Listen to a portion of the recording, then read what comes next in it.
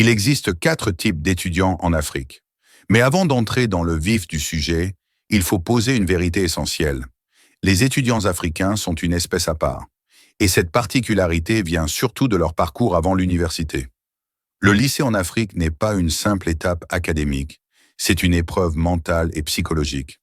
Pendant 4 à 6 ans, tu vis dans un système extrêmement strict, presque carcéral. Les règles sont nombreuses, l'autorité omniprésente, la liberté inexistante. Les vacances sont rares, et quand tu rentres enfin chez toi, tu retrouves parfois des parents encore plus sévères que l'institution que tu viens de quitter. Fais subir cela à un enfant pendant plusieurs années, et le résultat est prévisible. Un jeune adulte frustré, affamé de liberté, émotionnellement compressé, qui n'attend qu'une chose, l'université. Voilà l'étudiant africain typique. Quand toute une génération de ces survivants arrive à l'université, ils se regroupent naturellement avec ceux qui leur ressemblent. Ils se lient par des intérêts communs, mais surtout par des traumatismes partagés. C'est ainsi que naissent 4 grands groupes, chacun occupant une place bien précise dans la hiérarchie sociale universitaire. Premier groupe, le Club des démons. Ces étudiants vivent pour la nuit, les boîtes, les bars, les soirées du vendredi, du jeudi, parfois même du mardi. Ce n'est pas un loisir, c'est une religion. Leur rapport à l'alcool dépasse l'entendement.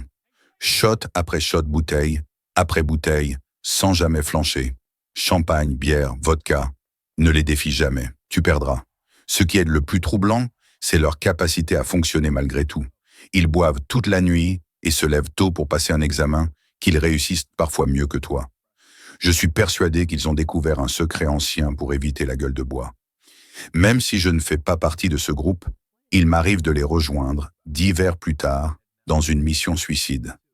Ils savent profiter de leur jeunesse, même si je doute sincèrement qu'ils atteignent tous l'âge de 40 ans. Deuxième groupe, les enfants cool. C'est le sommet de la pyramide sociale. Les populaires, les extravertis, les étudiants internationaux, les passionnés de mode, les beaux gosses, les artistes, les créateurs de contenu, et bien sûr les richesses. Ce groupe incarne l'expression de soi sans limite. Ils sont préférés comme cool parce qu'ils s'éloignent des normes culturelles africaines traditionnelles. La culture africaine est très ancrée, ce qui est une richesse, mais elle impose aussi des cadres rigides. Les enfants cool s'en libèrent simplement en n'en ayant rien à faire. On ne choisit pas d'être cool, c'est ce mode de vie qui te choisit. Souvent, ils peuvent se permettre cette liberté grâce à des parents ouverts d'esprit ou à une stabilité financière. Ayant moi-même évolué partiellement dans ce groupe, j'ai subi de nombreuses critiques, occidentalisé, enfant à papa, prétentieux. Cela renforce les divisions alors que dans le fond, chacun projette ses propres insécurités. Mais ce groupe a aussi un côté sombre. Certaines viennent de familles très puissantes et finissent par se croire au-dessus des lois, entourées de profiteurs, sans véritables amis et complètement déconnectés de la réalité. Troisième groupe, les reines des traîneaux. Ces femmes sont obsédées par leur image et la validation extérieure. Snapchat, Instagram, vidéos suggestives, tout est calculé pour attirer des sugar daddy. Certaines le font par plaisir, d'autres par nécessité financière, d'autres encore pour atteindre le luxe qu'elles voient sur les réseaux. Il n'est pas rare d'en voir une affiche des photos de voyages luxueux, puis demander de l'argent pour rentrer chez elles le lendemain. Le vrai problème n'est pas la précarité, mais la dépendance à l'attention.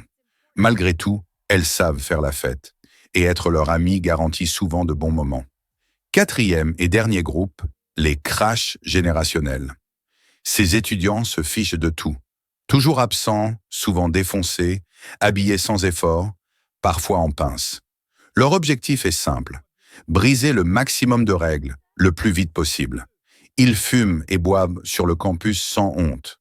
Grands, intimidants, même les professeurs les évitent. Au final, les groupes universitaires en Afrique sont le produit d'une jeunesse traumatisée, exposant à une liberté brutale. Cela crée des personnalités extrêmes, pour une expérience universitaire soit extraordinaire, soit catastrophique. Mais au fond, tout le monde cherche simplement sa place dans ce monde.